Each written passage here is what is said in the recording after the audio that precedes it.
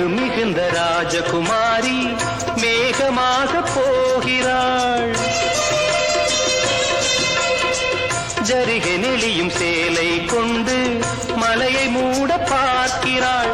பள்ளம் சிலர் உள்ளம் என ஏன் படைத்தான் ஆண்டவன்? பட்டம் பெற தேடுகின்றேன், எங்கே அந்த நாயகன்? மலையின் காட்சி இறைவன் ஆட்சி. செந்தாழம் பூவில் வந்தாடும் தென்